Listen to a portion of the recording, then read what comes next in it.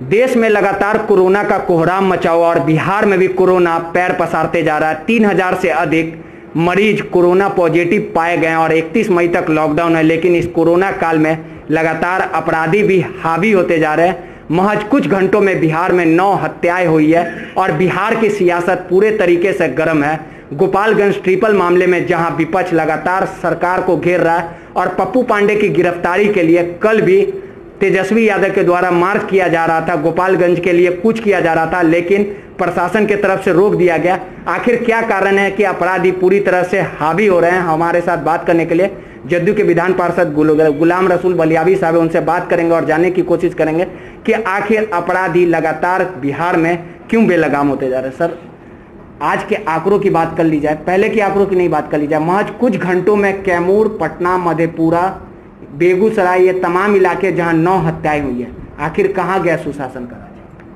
सुशासन अभी भी है, आगे भी रहेगा। सुशासन ही बिहार और देश को चाहिए।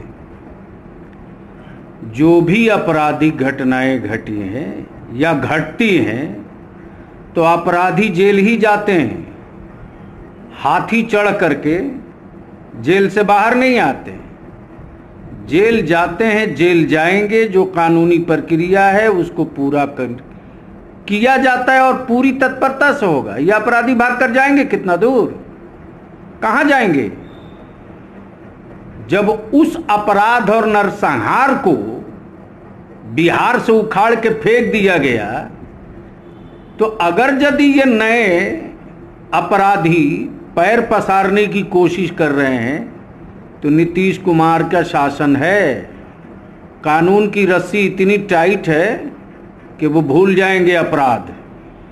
इसलिए अपराध पर या अपराधियों पर किसी तरह की सहानुभूति किसी और पार्टी और नेता का एजेंडा रहा होगा। अपराध मुक्त और करप्शन मुक्त, ये दोनों जो मूल मंत्र है नीतीश कुमार का, उससे कोई समझौता नहीं हो सकता। अपराधी पताल में भी रहेंगे, खोजा जाएंगे और खोजाते हैं। एक चीज और है, ट्रिपल हत्याकांड जो गोपालगंज में जो घटना हुई है, उसको लेके लगातार तेजस्वी यादव ये आरोप लगा रहे हैं कि जदयू के जो विधायक हैं पप्पू पांडे, उनको नीतीश कुमार बचा रहे हैं। वो जो बलात्कारी विधायक उनके भागे हुए, उसके बारे में कभी बोलेंगे? कहां छुपा रखे हैं वो? कौन विधायक? जिस विधायक पर बलात्कार और छेड़खानी का केस है, कहां है वो? उसकी चर्चा काहे नहीं करते हैं? जो भी राजनीति करना चाहते हैं वो करें। लॉकडाउन है, लॉकडाउन में वो जिस प्रकार से कल लोगों को बुला करके मीडिया मार्केटिंग कर रहे थे, उससे लोग हंस रहे हैं, लोग संतुष्ट भी हैं, मुतमईन भी हैं। बलियाबी हो कि कोई हो, कानून की नजर में अगर अपराधी होंगे तो जो कानून अन्य अपराधियों के लिए है वही कानून बलियाबी के लिए भी है, कोई नहीं बचेगा। अच्छा, आपको नहीं लगता है जो जेपी यादव घायल है, जिनके माता पिता भाई की हत्या हो गई, उन्होंने अपने बयान में कहा है कि पप्पू पांडे ने गोली मारा, एक सरकार का कोई नुमाइंदा तक पीएमसीएच उनसे देखने नहीं गया, पूछने नहीं गया। जब जिसको गोली लगी है, जो घायल व्यक्ति, वो बता रहा है कि पप्पू पांडे ने गोली चलाई है, तो उनके भतीजा भाई की गिरफ्तारी हो जाती है, लेकिन पप्पू पांडे की क्यों गिरफ्तारी नहीं होती? एसआईटी बैठ चुकी है, गिरफ्तारियों का सिलसिला शुरू है और कई एक गिरफ्तार भी हो चुके हैं और कोई अपराधी बचेगा नहीं। न्याय है तो है, न्याय संगत कार्य होना है तो होना है और वो होकर रहेगा, उसमें कोई बचेगा नहीं। एक चीज और है सर, कल तेज प्रताप ने गंभीर आरोप लगाया, नीतीश कुमार जी को सीधे तौर पे हत्यारा बताया और सीधे तौर पे कहा कि वो डॉन है और गुंडों को संरक्षण देते। क्या कहेंगे इस पूरे मामले पर? लगता है कि इस तरह की राजनीति होनी चाहिए? अब वो तेज बाबू की बात है, वो तो तेज आदमी है, कुछ बोलने के लिए, किसी को भी कुछ कहने के लिए आदरणीय लालू प्रसाद यादव जी कुछ कहते तो कुछ बात समझ में आती। कितना बढ़िया बोल रहे हैं वो।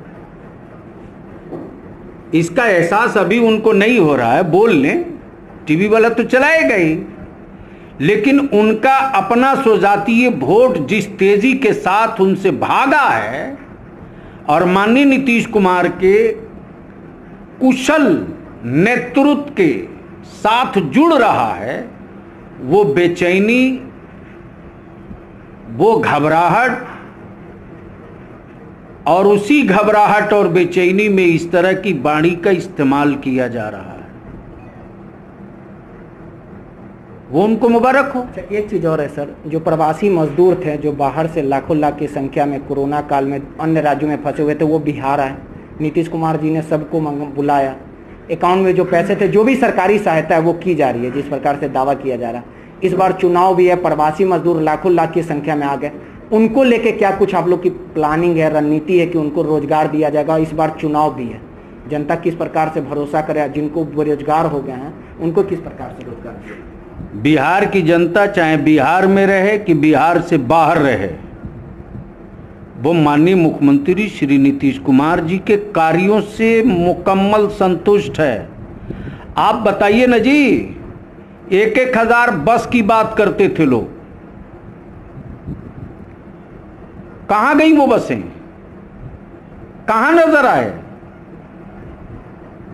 जब कोरोना की मार पड़ी थी तो बिहार से बाहर दिल्ली में बैठ करके खाली ट्वीट होता था, सिर्फ ट्वीट होता था।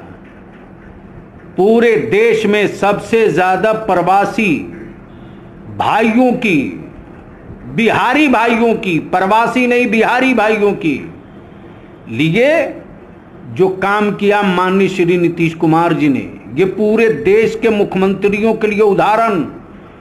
20 लाख लोगों के खाता में डायरेक्ट आज से करीब 22-25 दिन पहले ही 1-1 लाख रुपया गया। यहां बिहार में वृद्धा पेंशन, मुफ्त राशन, जिनका राशन कार्ड नहीं उसको जंगी पैमाने पर राशन कार्ड बना के गल्ला देना, पोशाक राशि, बच्चों का मध्याह्न भोजन का पैसा, आपके वृद्धा पेंशन का पैसा, बच्चों के पुस्तक का पैसा, बच्चों के उसका आपके लिबास का पैसा, ये सारी धनराशियां इत्मीनान से ऑनलाइन बगैर किसी बिचौलिए के डायरेक्ट खाता में गया है। वो मतदाता नीतीश कुमार पर उंगली उठाने वाले लोगों को ढंग से जवाब देने का इंतजार कर रहा है। इस बार चुनाव है, फिर से नीतीश कुमार पूरी ताकत के साथ आएंगे और एपिसोड और अपार मेजॉरिटी से आएंगे। विपक्ष की डिजिट पूरी होगी कि नहीं होगी, इसकी चिंता उनको सताई हुई है। देखिए, ये थे गुलाम रसूल बलियावी साहब, जिन्होंने सीधे तौर पे कहा कि अपराधी अगर अपराध को अंजाम देते हैं वो किसी भी कीमत पर नहीं बच पाएंगे और बिहार में सुशासन का राज कायम रहेगा। कैमरामैन मदन के साथ रोहित, नटराजन, पटना।